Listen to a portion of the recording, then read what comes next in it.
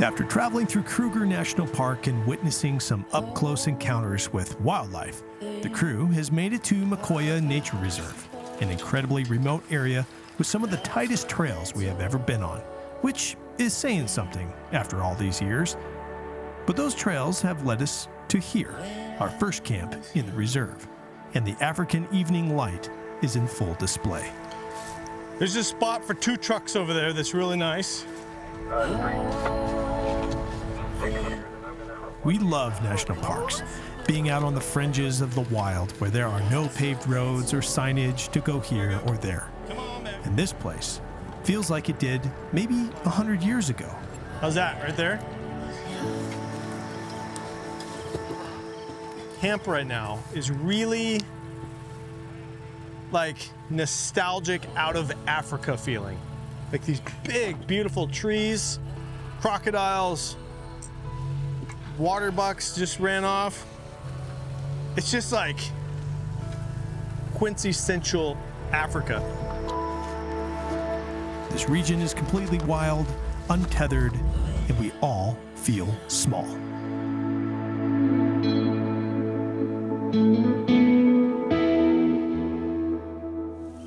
XOVERLAND's Return to Africa special is proudly presented by General Tire. Wherever you go, General Tire delivers. And sponsored by Mobile One, for the love of driving. And Expedition Apparel has been supplied by Vertex.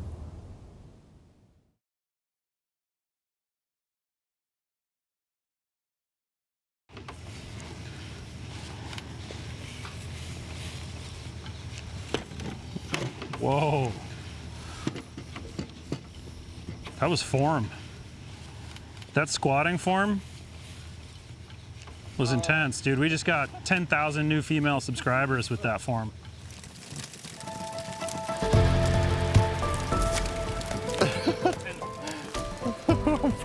Perfect.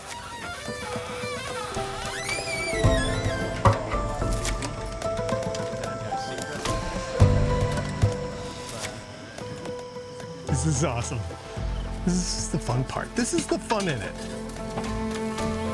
You're getting there. This top one is almost done. It's recently come up that at the office and working and being at the house with friends that they like hat backwards clay. Because my attitude changes when I put my hat backwards. And I think it does. I know exactly what they're talking about. I know what they're meaning. I think it's more like what 18-year-old Clay would be like back in the day. And if 18-year-old Clay were to think about doing this here right now with a bunch of buddies and off-roading through the middle of Northeast South Africa,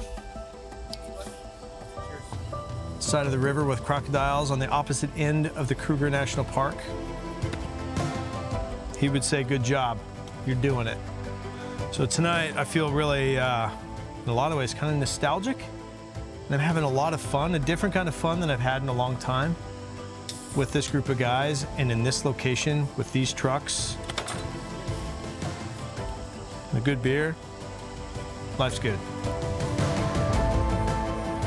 Just like anybody, you need help. You need people around you. You need other men, especially at this time in life, I believe, that you can gather around and like help you get through what you got to get through right now in life.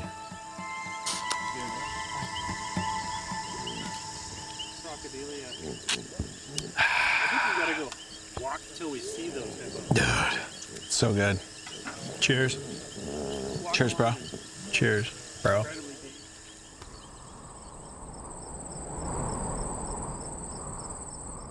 It was a sweltering night, but the hippos chuckling in the waters upriver kept the suffering in perspective.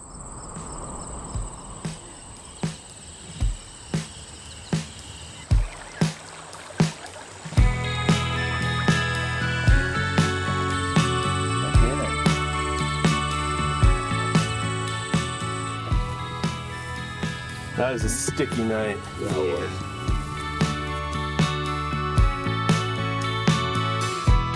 Staying This is just an incredible group of men. And we're all in kind of a time where we're trying to figure out what the next season of life is going to look like. And it's an incredible gift to take a month and have like a tactical pause. Just hit pause. What's important to me? What are my values? What are the things that I want to be true in that second half of life? And that's a grandiose goal, and I don't know if we'll get there, but it's fun to sort of think about that on a trip like this. Ironically, it was Zach several years ago that helped me get through a tough time with XOVERLAND.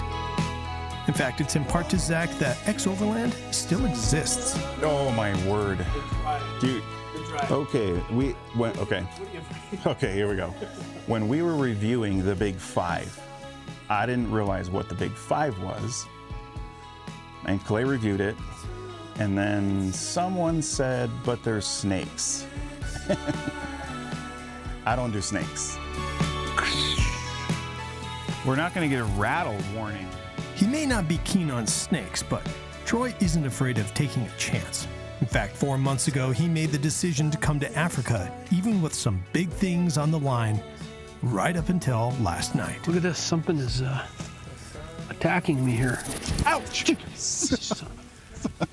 Don't do that to me. What do you mean? I didn't know. I had this. Look at that thing. I thought a snake was coming out of the bush or look something. at this. Look at the thorn on this thing. It's like a freaking scorpion thing. Oh, I'm gonna die. I'm not feeling good. Doctor. Get a tourniquet. Here. I got.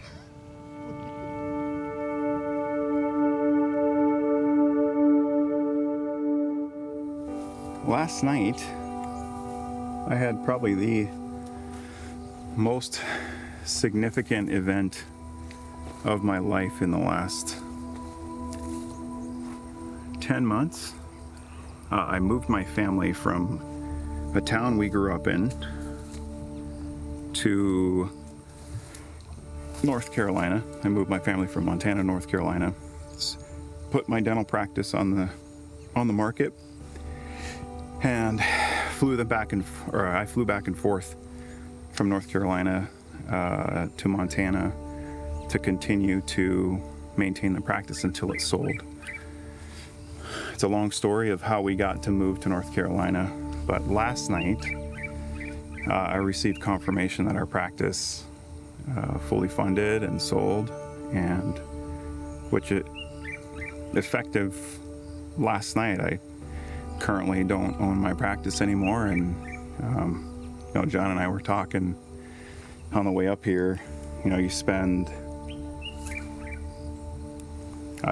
the last 20 years pursuing dentistry and providing for my family, and you build something for as long as I have, and you do what I do, and I love what I do. But just to see it go away in one transaction was hard, but I'm really excited now to see what the next phase of our life looks like. One of the things I was hoping for was just to be able to share that with the guys if it did happen, and it did. And I think everybody here has a story. Everyone has a story that is full of struggle. No matter what you look like on the outside, life is hard, and sometimes you're swimming upstream, but it's been worth it. I can't believe we're here, dude. That's great. Okay, appreciate it, buddy. On for the next phase of life, huh? Yeah, that's exactly right.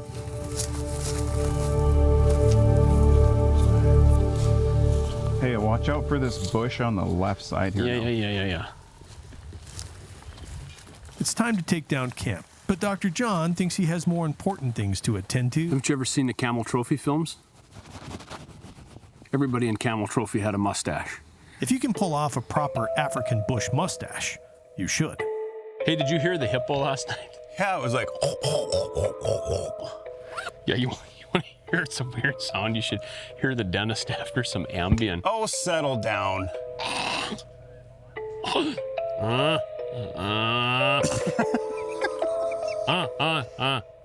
I do not sound like that. You do, man. Throughout the night, we listen to hippos just upriver call to each other. It allows you to come to terms that this is their home, not yours. There's a feeling of comfort within the trucks. being up off the ground in the rooftop tents and in the Alucab campers. They're truly a great place to escape. And apparently, we are not the only ones who called the trucks home last night. This is a bat. Here's me thinking it's a butterfly. It's a butterfly. It's amazing. Is it a bat? It is a bat. And here's that bat trying to find another home. Here's the sound of grown men getting dive bombed by that bat. Yeah, shut that thing before this bat gets in there.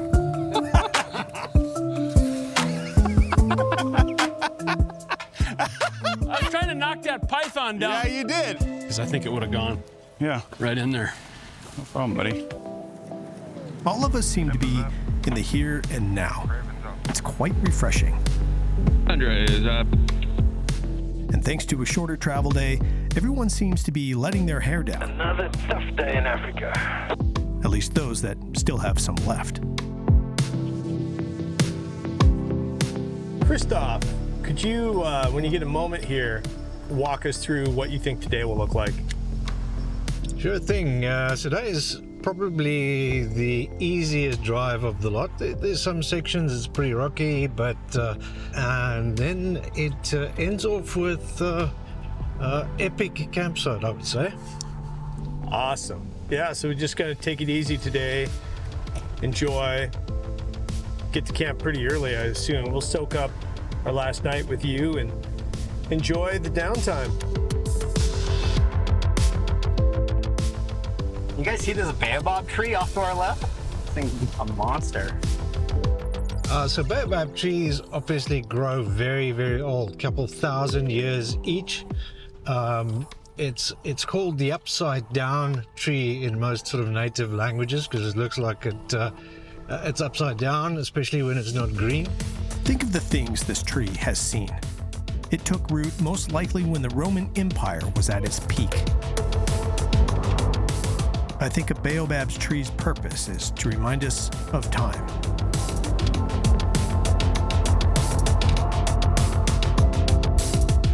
With not another vehicle within a day's drive, we navigate the ups and downs of the ridgeline above the river.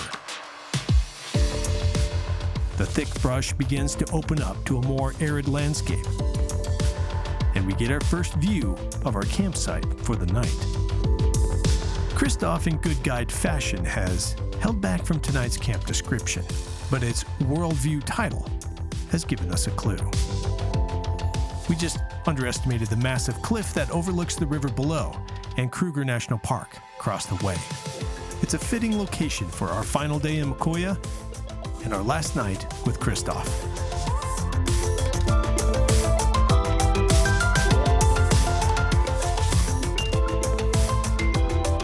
It is so hot today. It's the hottest day of the trip so far, 95 bazillion degrees, I think. And we just got here one of the earliest camps in XOVERLAND history, between two camps. And we're just having to kind of sit and be in the moment, which none of us are complaining about, though not many of us are good at. That's kind of part of the reasons for this trip. Slow down, be in the moment.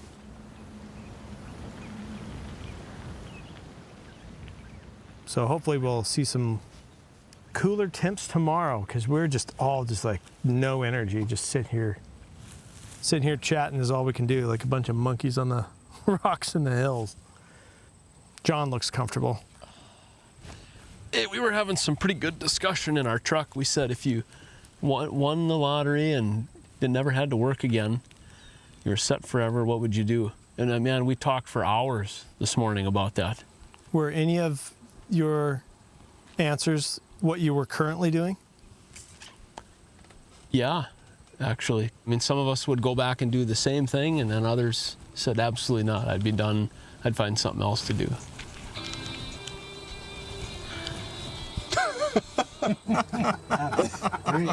That is a sign.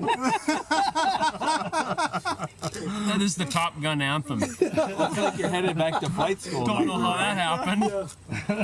You've been called back to Top Gun. I got an alarm going off here.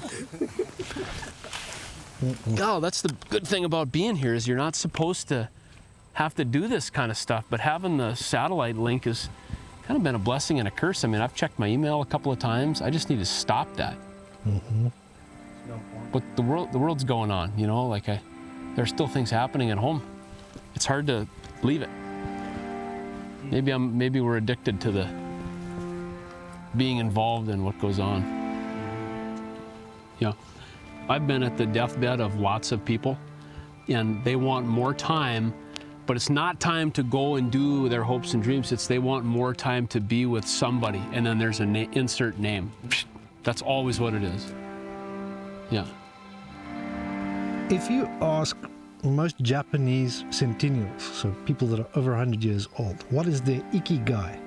That is their purpose. Every single one of them will answer it immediately. Say, well, this is what gives me purpose. This is what I do for the community or other people, whatever that might be. And it doesn't have to be some grandiose thing. It's just, well, this is what gives me purpose. And it seems that the sooner you find that, you know, all the other things will fall in place, happiness and all that. I don't know. So maybe it's all about purpose, regardless of what that purpose is. I've got to be honest, with one of the shortest days of driving in XO history, I kind of wanted to cover more miles and see more stuff. But sitting on this cliff and discussing purpose seems like the catalyst we all needed that we most often avoid in our lives. Change.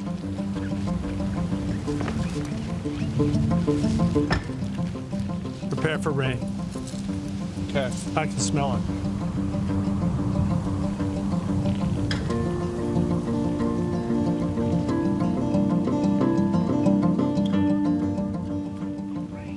Tut, tut, tut. Smells like rain. Here it comes.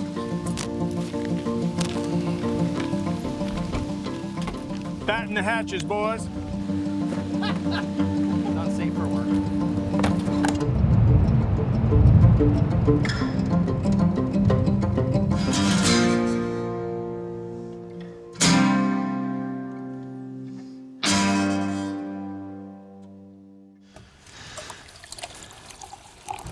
Thank you. The grounds are for Richard at the end.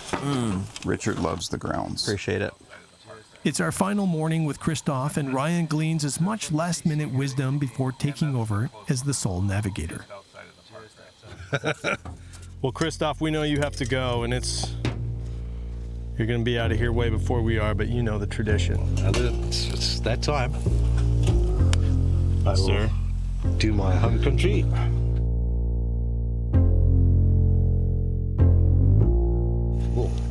Thank you so much. Thank you. Again, It's been a pleasure. It's been rad. Yeah, until next time. Yeah. Thanks for helping us get this far. The rest will be fine. We'll see how much further we make it. We're on our own now. Today, Christoff will travel to the Zimbabwe border, cross it, and spend at least 2 more weeks on the road. And Ryan is now in charge of navigating the remainder of the trip. As a navigator, we're sort of leaning on you to get us to where we need that's to a go. mistake. You learn so much from guides being with you, like, oh, this is that bird, or this is about this location. So they're extremely valuable. And Christoff is just the man as well. He's like family now. So it's kind of tough to see him leave, but there's also something that kicks in once he does leave, and I can kind of, looking around, everybody can kind of sense it, like, okay, we're on our own now, Dad's gone, we got to do stuff on our own. So we'll have to talk to Ryan about what's going on today, but Dad's gone, so Ryan's the new dad. Yeah, it's been challenging, but it's been good. It's learning a lot, you know, bonding with some great guys. The time with genuine, honest, and incredible men is something that I've been searching for a long time. Yeah, this is my third trip to Africa. Once in Cameroon for 2 months, working at like a jungle hospital, and then I came again to Botswana last year. This role, we're doing cook and galley, and man, I have never missed the girls so much. I mean, they did most of our cooking in Botswana. I mean, you know, it comes time for dinner and it's like, man, we didn't put any drinks in the fridge. Geez, forgot to make the bread at noon and the meat is still frozen. What happened to the list we made? Dude, you made it. What happened to the meal plan? We haven't looked at it since the grocery store. We're gonna get that out. Once we got to camp, that was it. With that, it's time to move out. It's Ryan's day to pick music, and there is only punk rock on his 2006 iPod, which contains about 3,000 Napster files, if you know what I mean. I think it keeps him young.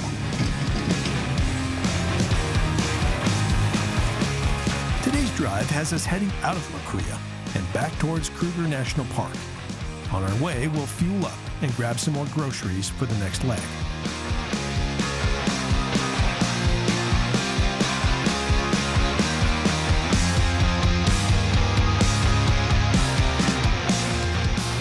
So I was just driving along, noticed some tracks in the road, and I was like, those are on top of Christoff's tracks, and they kind of look like cat tracks. And so we just stopped here, and they definitely look like potentially leopard tracks. Oh, are these it right here? Hey, good eye, boys. Look at that. Yeah, check it out. All the way up. What? It's obvious that this cat, or whatever it is, walked on top of this, on top of Christoff's, because it just rained. He left like an hour and a half ago from us, and this is right down that track. Hey, there's a man-eater out here in the bush. Let's all get out of the trucks and look at it. Yeah. Hey, notice I'm still in it. Doesn't sound very smart.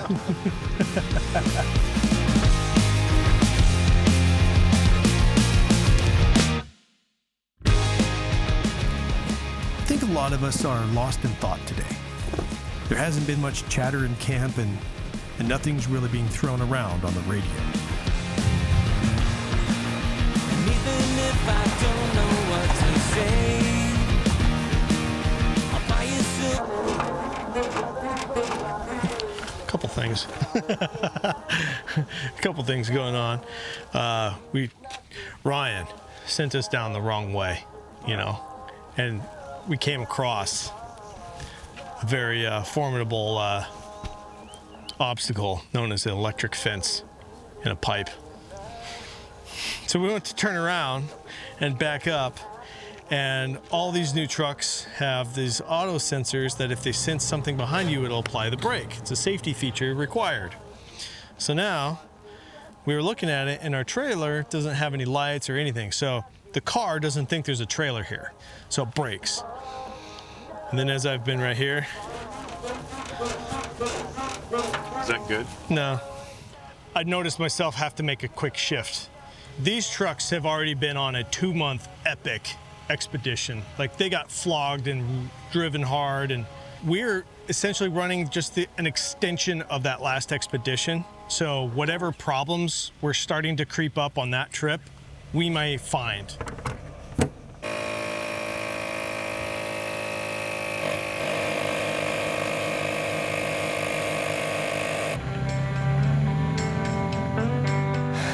Finally, a music change.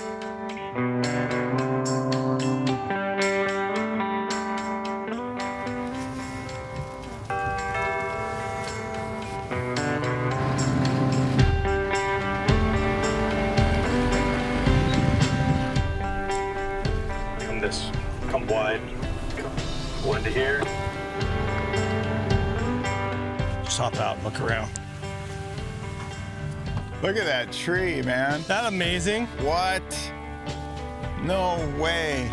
No way. No way. That is amazing. I feel like we're in the Avatar movie. It's getting to be their fall. Right? Yeah. These are all changing. Girth right there. Yeah. Look at that. Yeah, it's savage. So the plan here, let's make some food, and then we're gonna be just diving into these trucks and resetting them, fixing stuff that we know of. Ryan and I kind of have a list to tackle and use our downtime here in this awesome flat spot to just get a lot of work done, so we're ready for the next go. Awesome. Kind of a 7-day reset. I love it. Cool. Shall we do it? Let's do it.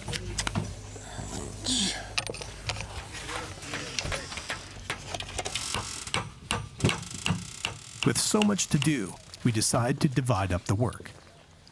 Ryan will troubleshoot some vehicle issues, and John will make sure we have hot water for a shower.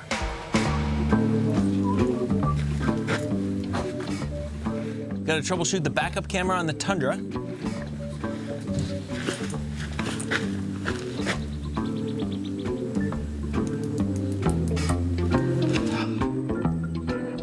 Something in my eyes.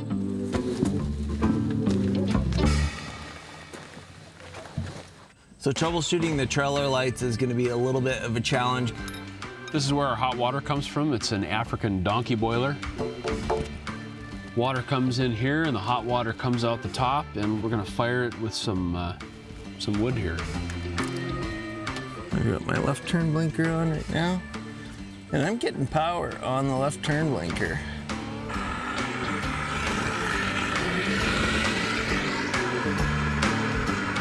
Definitely some moisture in here. And you have to take your shower at just the right time or you'll get scalded. You have to wait till the temperature gets just right. No, actually, I think you can mix the hot and the cold water. Vehicles should all be metric. It's high time that we standardize on metric for all vehicle components, period. It's the first time I've lit a donkey boiler. I got to use a donkey boiler one other time, but I've never cooked one off on my own.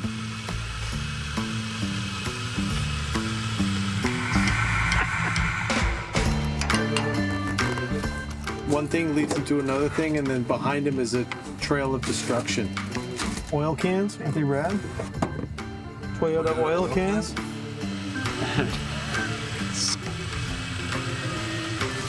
Cut.